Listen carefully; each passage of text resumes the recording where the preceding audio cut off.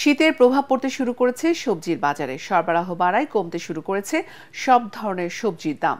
সপ্তাহে ব্যবধানে 20 থেকে 30 টাকা পর্যন্ত কমেছে ফুলকপি, বাঁধাকপি, সিম, শালগম ও বেগুনের মূল্য। দাম কমার তালিকায় রয়েছে কাঁচামরিচও। তবে 120 থেকে 150 টাকা দরে বিক্রি হচ্ছে নতুন আলু।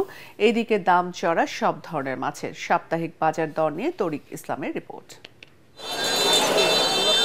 বাজারে বেড়েছে শীতের আগাম সবজির সরবরাহ।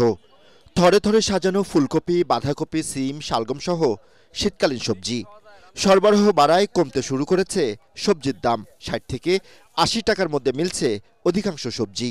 সাদা সিমটা আমরা বিক্রি করছি পরশু দিন 100-120 টাকা করে, আজ যে বিক্রি করছে 80 টাকা করে কেজি, ধরেন 20 টাকা করে কমছে। এই সিমটা নতুন বাড়ছে, এটা আবার 20 টাকা বাড়তি। মূলা ধরেন 50-60, দুদিন আগে মূলা আসলে 70-80 টাকা করে, 50-60 টাকা বিক্রি হচ্ছে আছে। বটবটি ধরেন 140 টাকা করে পরশু বিক্রি হচ্ছে, আজ যে বিক্রি হচ্ছে আমরা 120 টাকা করে। সবজির দাম কমায় কিছুটা স্বস্তিতে ক্রেতারা। দাবি জানান নিয়মিত বাজার মনিটরিং এর। ইন্ডিয়ান আলু, এটা আমরা নতুন আলু 160 টাকা করে আসলে দুদিন আগে, আজ বিক্রি হচ্ছে আপনার 140 টাকা করে।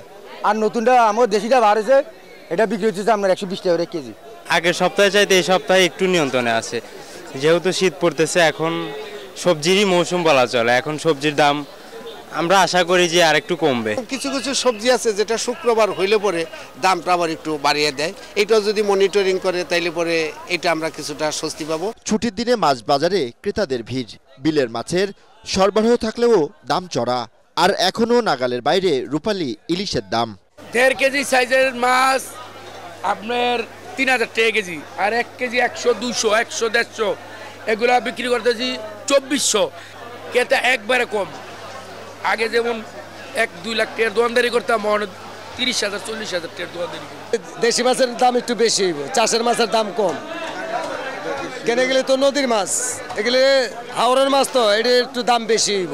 মাছের সরবরাহ খারাপ না, কিন্তু দাম তো বেশি। বাজার অনুপাতে আমাদের কিনতে হয়, পুরো ক্ষমতার বাইরে তো যাওয়া যায় না। ছুটির দিনে পরিবারের বিশেষ চাহিদা থাকে মুরগি ও গরুর মাংসের। তবে দাম স্থিতিশীল থাকলেও ক্রেতা না থাকায় হতাশ বিক্রেতারা। যে গরুটা কাটছিলাম এতক্ষণে এই গরু থাকার কথা না, 1 ঘন্টা আগে শেষ হয়ে যাওয়ার কথা, তারপরে এই গরুর গোছ নিয়ে বৈঠা রয়েছি, ক্রেতা নাই একবারে। তরিক ইসলাম, এটিএন বাংলা, ঢাকা।